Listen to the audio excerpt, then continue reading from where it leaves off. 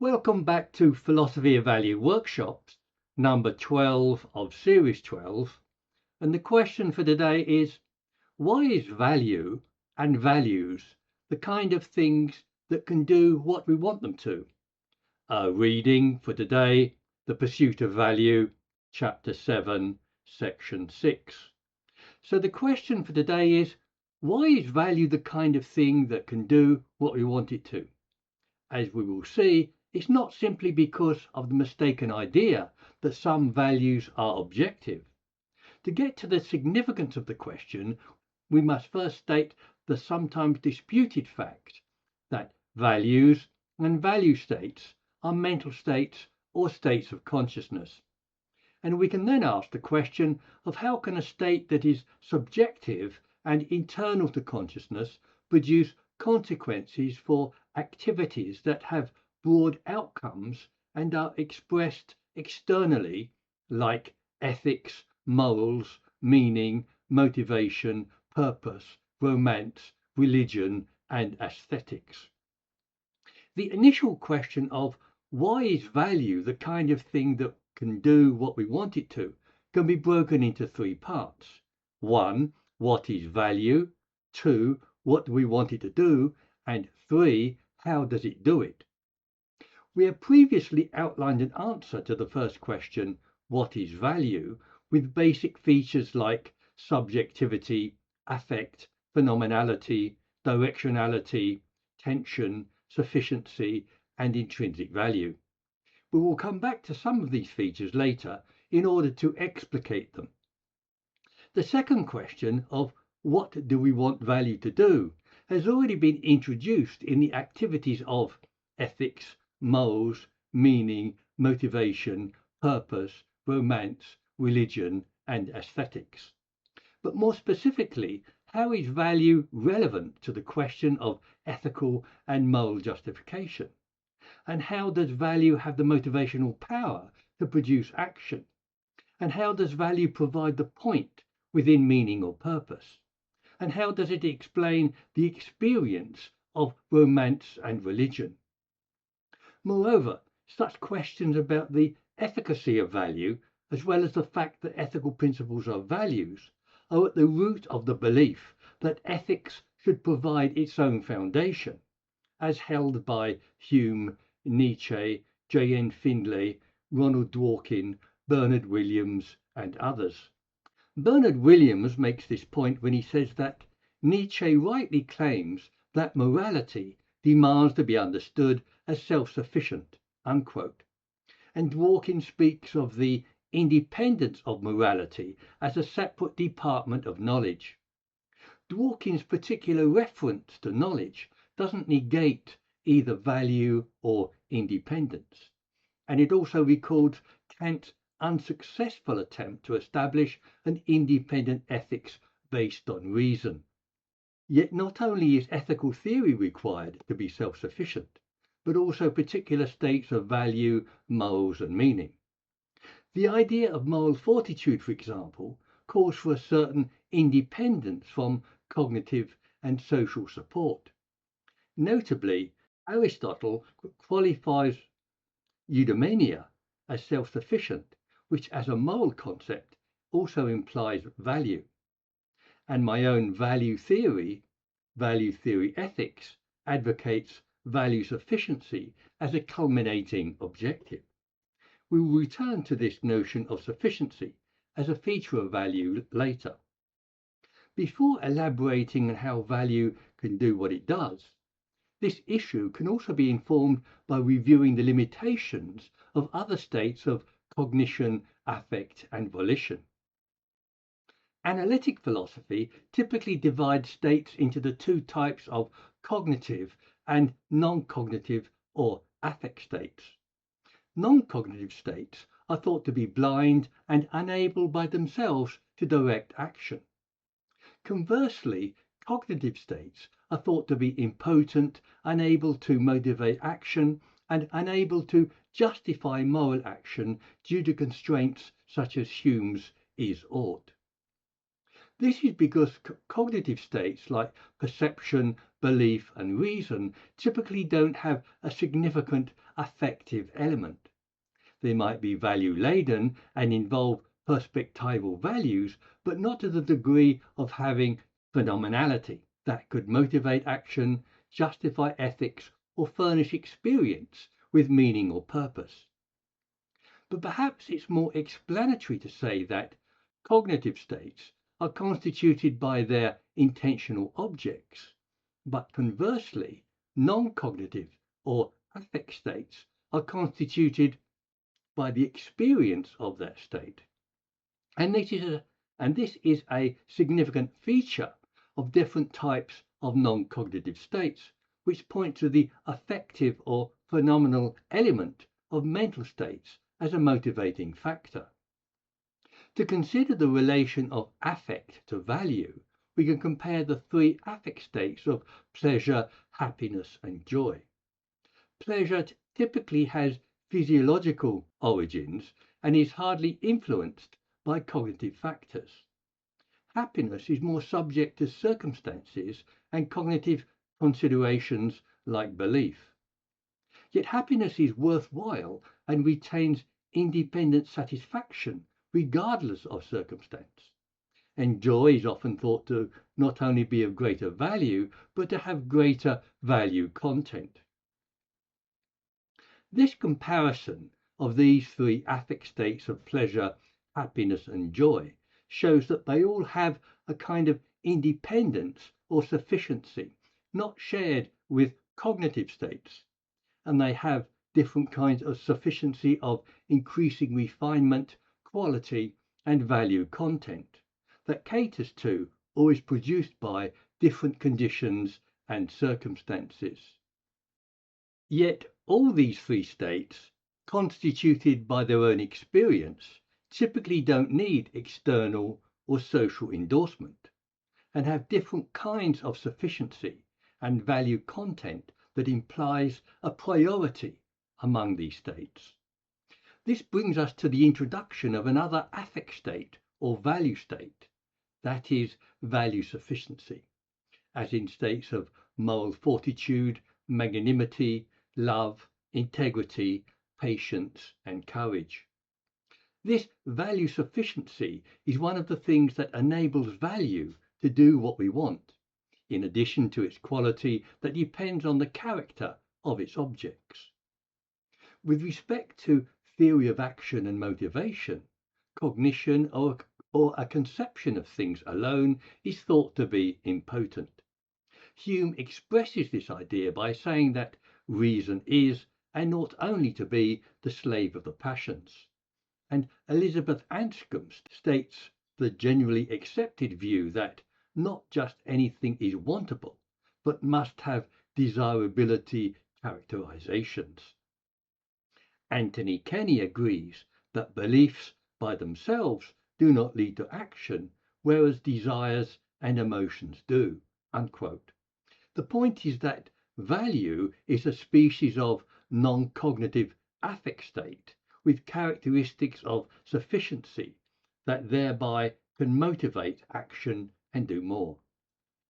The next state to be considered in respect to this issue is that of the will or volition. Volition is typically linked to action, as in the will to do something. I won't discuss exceptions here. This brings us to Barry Maguire's statement that links volition to value about the promising but surprisingly overlooked value-based theory of actions for acting. This is an alternative to both cognitivist and non-cognitivist theories of action. Maguire gives the illustration of the value of saving a life weighed against certain disvalues. This position is also adopted by Derek Parfit, Robert Nozick, and Peter Singer, who gives the example of saving the life of a drowning child weighed against getting one's clothes muddy. And Nozick tells us there is a cost to immoral behavior. It is a value cost. These views link volition and action to value. Volition and value are also widely linked together throughout philosophy. Kant held, for instance, that nothing can be conceived in the world which can be called good except a good will, unquote. Though Kant's morality was also determined by volition as well as reason, universalization, and duty. And like Kant, Nietzsche, existentialists, the academic world, and even theology have laid stress on the will in ethics. Existentialists like Nietzsche tend to regard values as having a large volitional component. And an early existentialist, Charles Gray Shaw, for example, stated that values are volitional. And we will connect values and volition again structurally through intentionality, with help from the recent work of phenomenologist Dale Hobbes. Yet we should note a view of thinkers from Spinoza to Sartre that the will itself can be constitutive of a state. On this view, the will is a process or a vehicle embodied in action or in a trajectory of thought. That is, it isn't an independent standalone state like affect states of happiness or pleasure. It is always in a combined form, like the will to truth, will to value, or even the will to will. And the idea of a will to will, cited by Nietzsche, Heidegger, and Sartre, has a special meaning of a kind of unsolicited will that is willed authentically, not the will to a pure will without content. So a Teutonic pure will as a philosophical objective is either a contentless fiction that doesn't exist, or is only a product of physiology retained by habit and reinforced by neurological repetitions. And the significance of the will depends on its function and how it is used and qualified, that does not itself resolve ethical questions of action or justification. And in Nietzsche's case of the will to power, it is a synonym for control, which is an ability, not a mental state. These considerations of affect, sufficiency, volition, intentionality, and other features to be examined are motivated by a need to understand value at the level at which it is constituted, by virtue of the existence of consciousness and its structures. Then we will be able to see why value is the kind of thing that can do what we want it to. It would be illegitimate to try to understand value at the deepest level in terms of things outside of value, just as Gottlob Frege rejected psychologism as an understanding of logic in terms of human thought. That is, deep understanding requires understanding things in their own terms as well as in context. Yet Hobbes has provided a phenomenology of value useful to this undertaking, in which he claims that values stand as a wholly sui generis or distinct region of our experience that is governed by unique experimental structures of its own, unquote. I myself have described this so-called region as the sphere of value. One question here is to what extent is this region distinct or separate? There is room for disagreement here, but this claim might be academic if other states like cognition and affect also have unique structures. The more crucial question then becomes, what are these structures of the sphere of value? 4 unique experiential structures have been identified as given by Hobbes. One is a linkage between volition and value, noted earlier and will again be noted shortly. Another is the idea of objective intersubjective relations between people that I'll critique again shortly. A third is of values as only indirectly perceived on the horizon of value experience. Lastly, there's a distinction between what he calls pure values and values conferred upon objects. These are the same as I've called value states and what are usually called attributed values, respectively. The idea of value states or pure values is needed to make sense of properties like sufficiency and substantiality, or to understand particular structures that pertain specifically to the sphere of value. Yet the notion of pure value uses the word pure, often employed by Husserl. But this usage conveys the unfortunate idea that values are at least hypothetically unalloyed and distinct, which is contentious.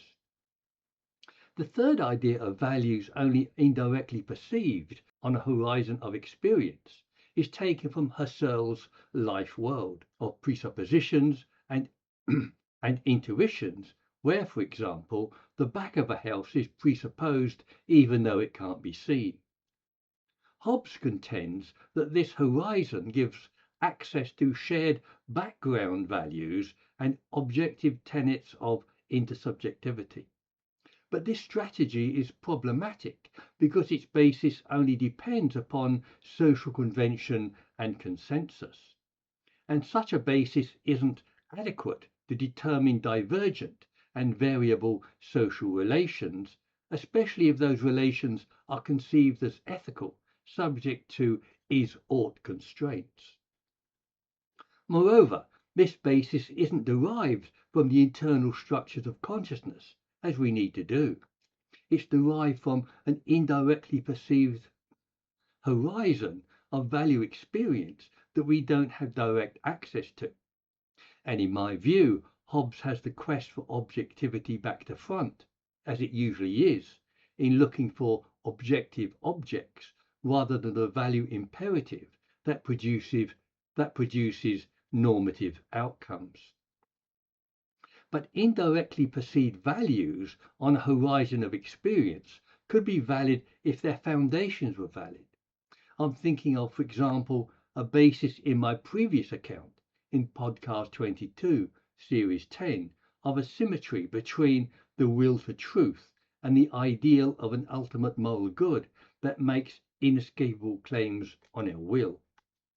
But truth has been argued to be systematically undefinable, attractive for reasons partly explained below.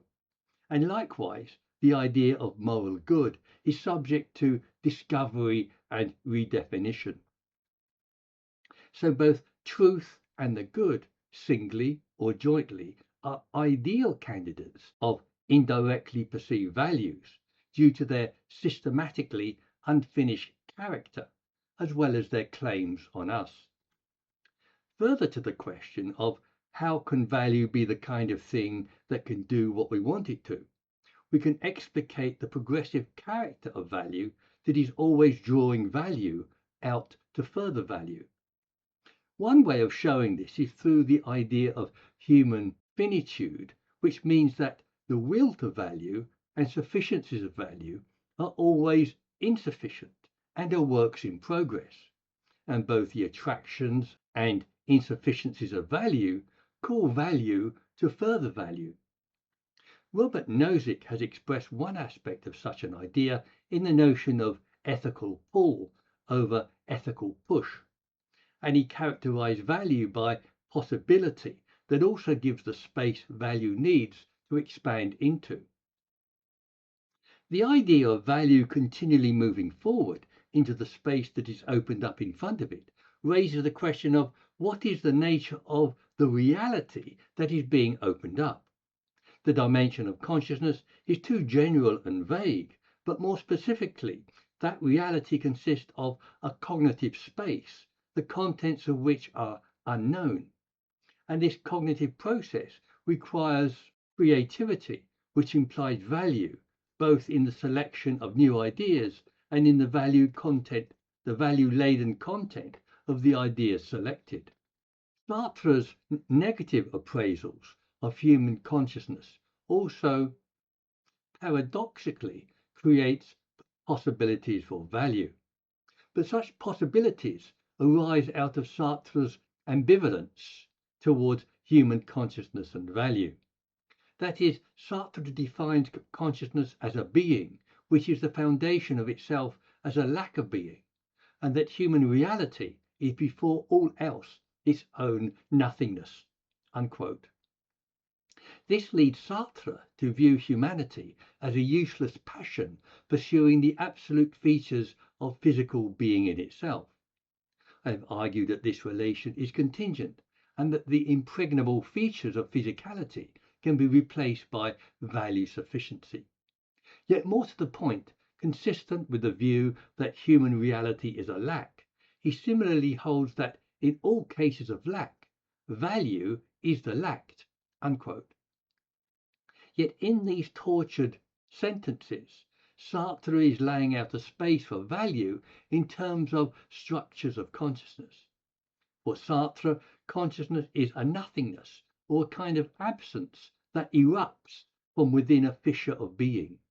That is, consciousness is a void waiting to be filled with value, just as nature abhors a vacuum. This is consistent with his view that the being of value is to be value, that is, not to be being, as is the idea that value is a variable sphere, expanding without awareness of it, and thereby enlarging the parameters of both our deficit and of our aspirations. Similarly, we can also unexpectedly quote the Jesuit Teilhard de Chardin with some changes that life, or I want to say value, no longer comes as an explosion into the scientific picture of the real. It simply fills up what would, without it, remain a gaping void in our outlook. Unquote. In less dramatic language, value is evoked by absence and be found in a tension noted by Nietzsche scholars Clark and Dudrick, who claim to have found a tension in the idea of the will to value in Nietzsche's work. They point to Nietzsche's reference to a magnificent tension of the soul that they call the will to value. The tension is between wanting to see the world as it is and wanting to see it in terms of one's ideals. They see this as a tension between Nietzsche's will to truth and the will to value. But neither of these concepts are explicit in Nietzsche's works. And it's a nice story to tell that I recently spoke with Nietzsche's AI avatar, who said that the will to value is the idea that he has been looking for.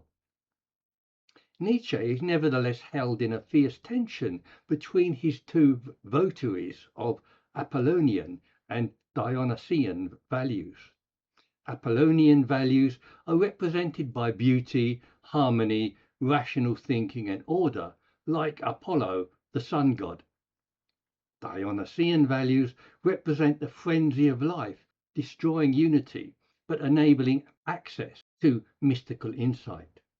In less symbolic language, tension is an aspect of divisibility as a structure of consciousness.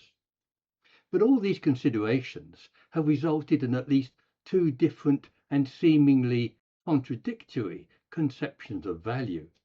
One is Sartre's view of value as a lack or absence involving tension and is a desire-based theory of value.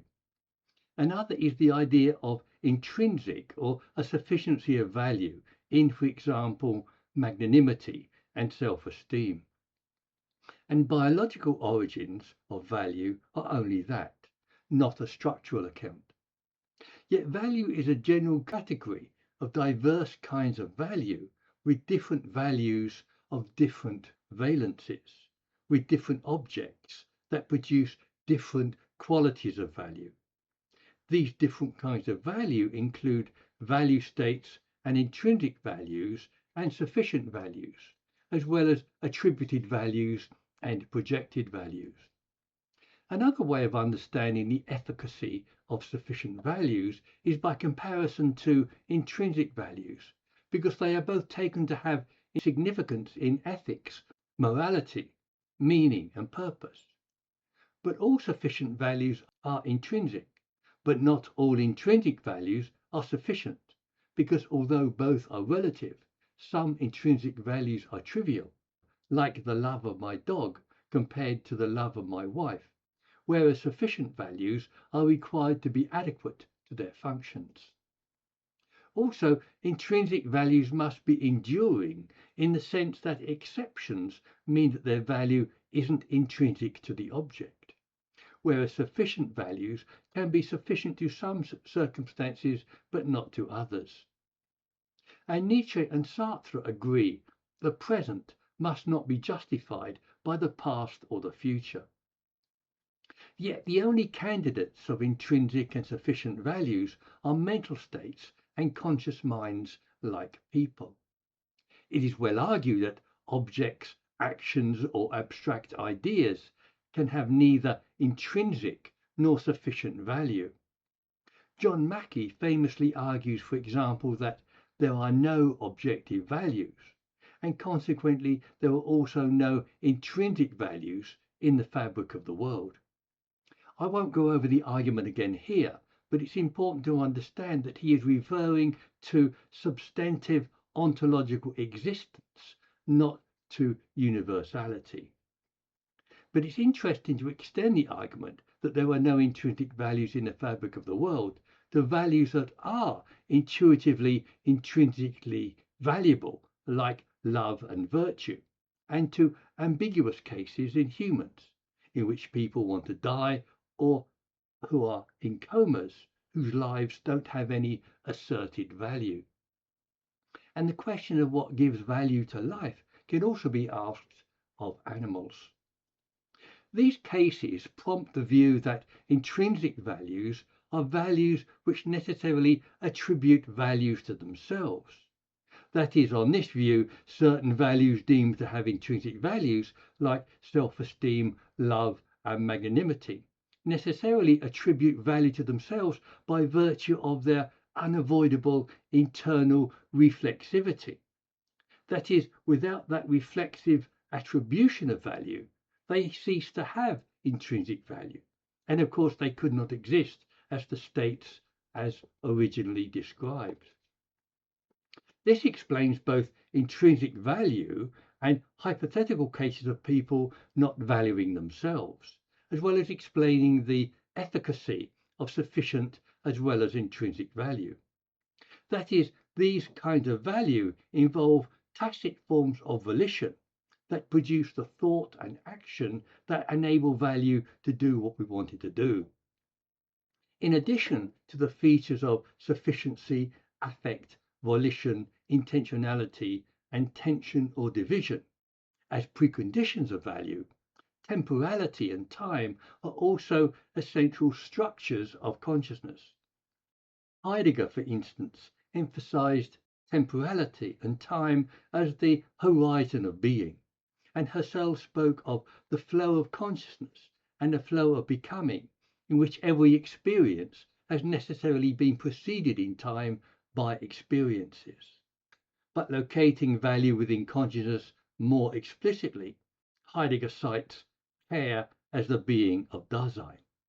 Husserl gave three divisions of consciousness as intellectual, volition, and notably the valuative. And Sartre similarly held that consciousness, or the being of the self, is value. That is, we find ourselves in a world of time or temporality, as well as diversity, divisibility, selection, and choice. The diversity of the world demands selections and choices that produce value. Yet consciousness is also moving through time as well as through diversity in space, and values must be continually produced to cope with the flow of existence. With the help of all these structures of consciousness and value, we can now outline how they apply to different applications of value in ethics, meaning, and motivation. To begin with ethics, we should first deflate the idea of objective moral values by noting that this is usually a way of saying that some ideal, thought, or action is right, good, and justified. And objectivity can then be taken to be efficacious for any number of different reasons, such as its universality, ontological substantiality, impartiality, or its normativity. This uncertainty and vagueness about what is the salient feature of objectivity both puts the relevance of objectivity in doubt and opens up its function to other features, such as outlined above and below. On a value theory ethics, for example, the agent's thoughts or actions confer value reflexively back onto the agent, according to the agent's own assessment of them, subject to constraints of value judgment and subject to constraints of value judgment and different degrees of affect and value, and the quality of its value, depending upon the character of its objects. The explanation of ethical values in terms of structures then requires understanding the progressive character of value and the will to value that is ineluctably producing new values from the possibilities that are opening up in front of it. The character of meaning can be introduced by contrasting it to moral value, which is typically more narrowly focused on moral judgments about specific thoughts or actions. And ethics has a way of evading facts by saying that actions were moral because of good intent. But meaning cannot evade facts, which impinge on life, regardless of our responsibility for them. That is, meaning is not only a felt experience, but also an embracing attitude that extends through time and can be said to colour every aspect of one's life. This extension again marks out the parameters of a void that need to be filled with a sufficient and substantial experience in terms of value. Yet there may not be a void to be filled because thought and imagination has not yet produced that edifice. That is the happy condition of the young and innocent. Related to meaning, purpose can be defined as an affirmation and trajectory towards a particular value. Though purpose may be directed towards some objective that may or may not result in meaning.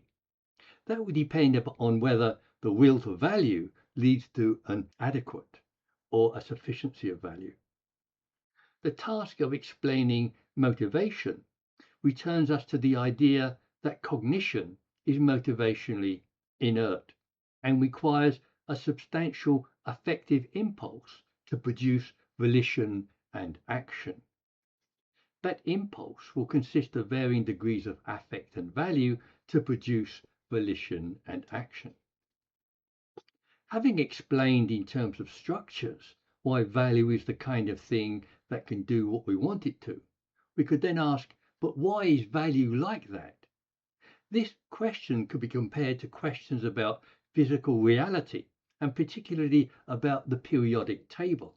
That is, why do the elements have the atomic numbers that they have, and in geometric order? The answer is, that is how they are given by the physical order of things. Yet the colour spectrum may better represent the graduations of value.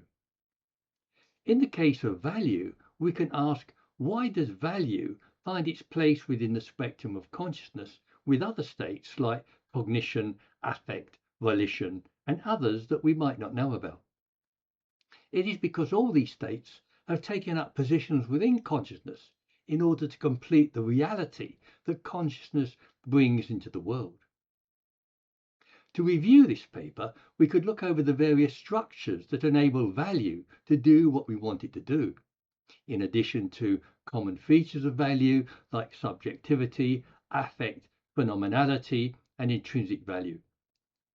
A comparison of 3 affect states of pleasure, happiness, and joy revealed different kinds of sufficiency, degrees of affect, and refinements and qualities of value that depended on valence and the character of the objects of value, as well as affect, sufficiency, and quality. Other features included intentionality, volition, and tension. That was elaborated with Sartre's view of both consciousness and value as a lack or absence, which presented both these conditions as empty spaces waiting to be filled. This provided another explanation of the drive of value to further value. A more common explanation of the impetus of value can be found in the ideas of time and temporality that add to the human condition of diversity, divisibility, selection, and choice that produce value. Another feature was the idea of values only indirectly perceived on the horizon of experience as Husserl's life work. This kind of perception was able to find a place for a certain symmetry between the will to truth and the notion of an ultimate moral good that makes inescapable claims on our will, not least because they are inherently incomplete concepts that wait to be completed. The final picture is one of diversity and integration between the states of cognition, affect, will, and value, and among the different features of sufficiency, affect, quality, intentionality, volition, temporality, diversity, divisibility, tension, lack, and absence. The complexities of consciousness and value should expect no less. So let me have your comments or criticisms at the meeting or on websites like meetup.com, YouTube, or Zoom.